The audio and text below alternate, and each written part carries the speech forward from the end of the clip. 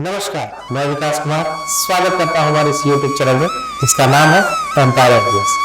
तो आइए शुरुआत करते हैं हमारी इस कथक यात्रा का। आज का विषय उन तथ्यों पर है जिसके बारे में एक कथक डांसर को जानना बहुत जरूरी है।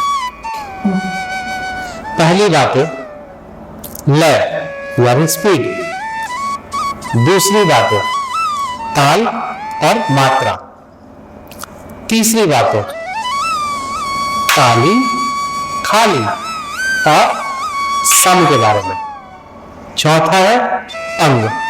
अंग का शुद्ध होना बहुत जरूरी है। इन सब का ध्यान बहुत जरूरी है नृत्य करने से पहले, इन सब बातों को चिंतन करना, मनन करना। चलिए शुरुआत करते हैं। अगर लय की बात की जाए, लय यानी स्पीड, किस स्पीड में आप किसी नृत्य को कर रहे हैं। लय तो वैसे तीन प्रकार के होते हैं, विलंबित लय, मध्य लय और द्रुत लय।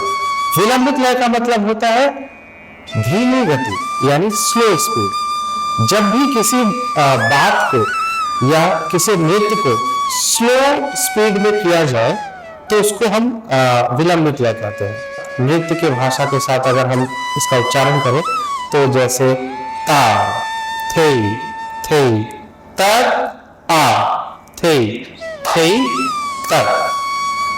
अब इसका जो दूसरा पार्ट है दैट इज मध्य लय, डबल स्पीड ऑफ विलंबित। विलंबित लय का जब हम डबल करते हैं, जब विलंबित लय को हम दुगनी स्पीड में बढ़ाते हैं तो उसको कहते हैं मध्य लय यानी मीडियम स्पीड, ना ज्यादा कम ना ज्यादा। तो इन दोनों का जो बीच का जो स्पीड है, कभी कभी हम इसको बराबर की लय भी कहते हैं, थोड़ा सा उसमें लय का थोड़ा सा ऊपर नीचे होता है, बट मीडियम स्पीड इज मध्य लय। तीसरा आता है द्रुत लय। द्रुत लय का मतलब होता है फास्ट यानी तेज गति से चलता हुआ। वो नृत्य के भी बोल हो सकते हैं या तबले का बोल हो सकता है। तो आप इसको अगर याद करना चाहे तो आप इसको डेली लाइफ से कनेक्ट कर सकते हैं। जैसे आपका हार्ट बीट एक नॉर्मल स्पीड में चलता है, अगर आपने रनिंग किया तो रनिंग के साथ आपका हार्ट बीट फास्ट हो जाता है ना। ये आप रेगुलर लाइफ से भी यूज कर सकते हैं बोलचाल के भाषा में। या किसी को आपने बोला कि भैया थोड़ा सा गाड़ी आज विलंबित लय में चलाओ, भैया आज लेट हो रहा है, गाड़ी थोड़ा सा द्रुत लय में भगाओ। तो ये आप अपने बोलचाल के भाषा में रेगुलर टाइम पे यूज कर सकते हैं। ये this is for the children's one, जिनको विलंबित लय, मध्य लय, द्रुत लय को बोलना कठिन लग रहा है। तो जब आप डेली लाइफ में इसको बोलना स्टार्ट करेंगे तो आप इसको रेगुलरली आप इसको बोल पाएंगे। तो ये था हमारा लय यानी स्पीड, किस लेवल पे हम नृत्य करने जा रहे हैं, किस लेवल पे हम गाने जा रहे हैं, तो वो उसका एक टेम्पो पता चलता है कि कितना हमें स्पीड चाहिए। सेकंड है हमारा ताल और दूसरा मात्रा। ताल यानी जब लय को बांधा जाता है। तो लय तो स्वच्छंद होता है, प्राकृतिक में है लय, क्योंकि जैसे हवा में एक गति है, उसका एंड कहीं नहीं है, अगर एंड हो जाए तो पूरी दुनिया खत्म हो जाती है। तो जैसे लय का एंड नहीं है तो वैसे ही नृत्य में भी कहा जाता है कि ये अगर बिना ताल के अगर कोई नृत्य की शुरुआत की जाए तो उसका कोई एंड ही नहीं हो सकता। तो ताल की संरचना की गई है, ताल को बनाया गया है। जैसे कहते हैं कि लय का जो शुरुआत है वो ईश्वर से है। लय मतलब ईश्वर यानी स्पीड हर जगह है, कहीं कम है कहीं ज्यादा है, लेकिन बंद नहीं हो सकता, कम नहीं हो सकता। बट ताल क्या है, ताल बांधा गया है उसको नृत्य की प्रस्तुति करने के लिए, क्योंकि उसका स्टार्ट पॉइंट होना चाहिए, उसका एंड पॉइंट होना चाहिए। किसी भी नृत्य का अगर स्टार्ट और एंड पॉइंट ना हो तो वो नृत्य कभी ना शुरू हो सकता ना खत्म हो सकता है। तो ताल क्या करता है, लय को बांधता है ना। तो उसकी एक स्टार्टिंग पॉइंट होती है और उसका एक एंडिंग पॉइंट, जहाँ पे डांसर्स को पता होता है कि हमें नृत्य की शुरुआत कब करनी है और खत्म कब करनी है। तो जब हर एक मात्रा के साथ कोई नर्तक चलकर वापस उसी पॉइंट पर आता है तो वो एक साइकिल कंप्लीट करता है किसी ताल का। जैसे अगर हम नॉर्मली जो सबसे प्रचलित ताल है, 3 ताल की अगर हम बात करें तो 3 ताल में 16 मात्राएं होती हैं। तो 16 मात्राएं 1 2 3 4 5 6 7 8 9 10 11 12 13 14 15 16। तो ऐसे एक पूरा साइकिल कंप्लीट करने के बाद 3 ताल वापस से 1 पे आता है, राइट। तो ये क्या है, ताल है, ताल की संरचना है। अब उसमें से एक एक मात्राओं के साथ आना और वापस से सम पे उसका एंड होना। इसी प्रकार से अगर हम तीसरे लेवल की बात करें, तीसरे पॉइंट की बात करें, तो उसमें हमने बताया था ताली, खाली और सम।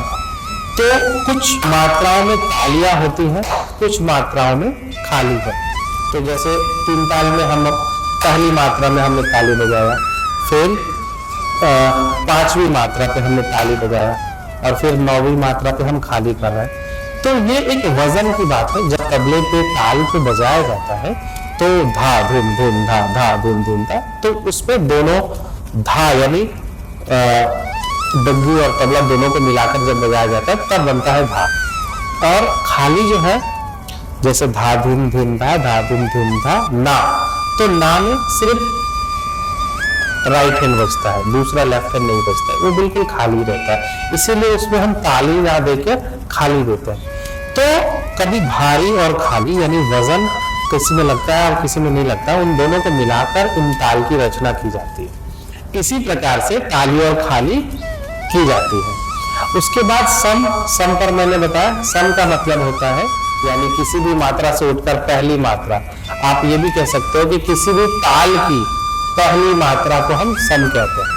अगर 1 लाइन आंसर चाहिए आपको तो किसी भी ताल की पहली मात्रा को हम सम कहते हैं, ठीक है।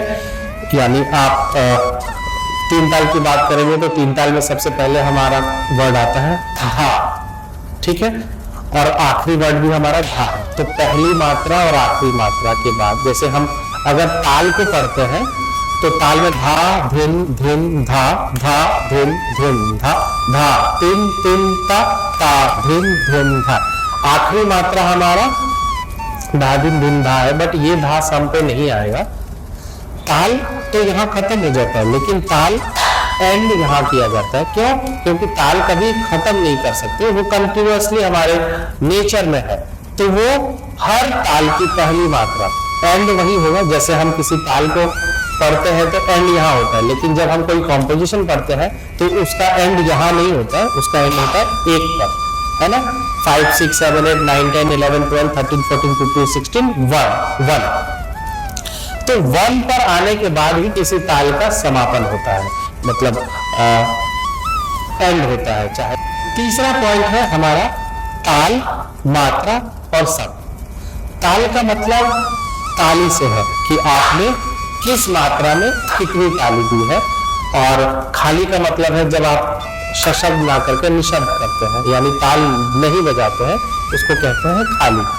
तो जैसे 3 ताल की बात की जाए तो 3 ताल में धा धिन धिन धा, धा धिन धिन धा, धा तिन तिन ता, ता धिन धिन धा, धा।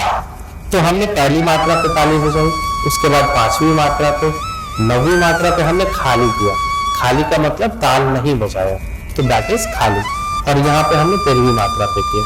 तो ये ताल देना मतलब उस ताल के स्वरूप को दिखा रहा है कि कितने विभाग हमने किए हैं, कितने विभाग के साथ कितनी मात्राएं हैं। जैसे 1 2 3 4, पहले विभाग में 4 मात्राएं हैं, दूसरे विभाग में भी 4 मात्राएं, तीसरे विभाग में भी 4 मात्राएं हैं, और चौथे विभाग में भी 4 मात्राएं। लेकिन उसका छंद कैसा है? 4 4 4 4 का छंद चल रहा है इसमें। किसी ताल में 2 3 2 3 का छंद चलता है। तो हर ताल के अलग अलग संरचना है। तो तीसरा पॉइंट यही कहता है कि मात्रा और उससे ताली, खाली और उसमें सम, ये बहुत इंपॉर्टेंट है। सम का मतलब होता है किसी भी ताल की पहली मात्रा।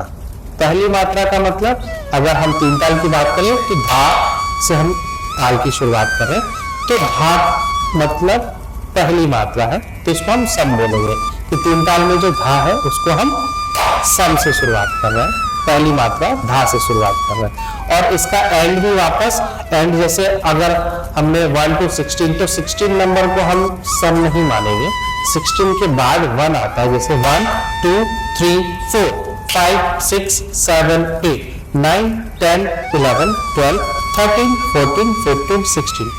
तो गलती से भी इसको सम ना मानो, क्योंकि ये एंड है बट ये पूर्णता एंड नहीं है। जब आप यहाँ आएंगे तभी एंड होगा, बिकॉज ताल को कभी अधूरा नहीं छोड़ा जाता। जब तक से आप अपने घर पे नहीं आ जाए तब तक से आपकी ताल का एंड नहीं हो सकता। तो जब हम ताल करते हैं तो एंड हमारा यहाँ करते हैं आफ्टर 15 16 1।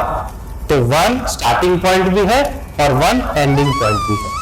तो ये बहुत ज्यादा जरूरी है और इन बात का खास ध्यान रखना है। किसी भी ताल को जब आप पढ़े तो ये संरचना आपको करना आना चाहिए, ठीक है।